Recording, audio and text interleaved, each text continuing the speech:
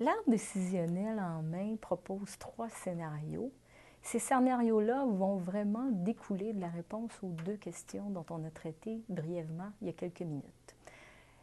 Le premier scénario, ou en fait le scénario central, c'est l'accompagnement de la personne âgée. C'est le scénario idéal dans lequel tous les intervenants aimeraient se retrouver, où on met vraiment de l'avant le respect de l'autodétermination de la personne âgée, et on garde un petit souci de protection, étant donné qu'on est quand même dans une situation de violence ou de négligence. D'un autre côté, on a la suspension de suivi. Cette suspension de suivi sera plus choisie quand la personne âgée est complètement apte et qu'elle refuse les services qui lui sont proposés. Donc, on s'assure avant de terminer, donc avant de suspendre, qu'on a proposé un certain nombre d'éléments à la personne âgée, mais surtout qu'on a laissé une porte ouverte pour qu'elle puisse revenir. Le dernier scénario, mais non le moindre, c'est les mesures visant à assurer plus de protection.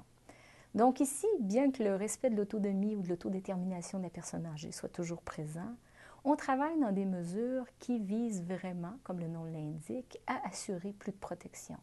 On pense ici, par exemple, à des évaluations pour l'inaptitude, à éventuellement l'homologation d'un mandat en prévision d'inaptitude, à une hospitalisation possible en vue d'évaluer une personne âgée, donc la sortir de chez elle, voire même appeler la police, parce que dans certains cas, il pourrait y avoir des poursuites aux criminels.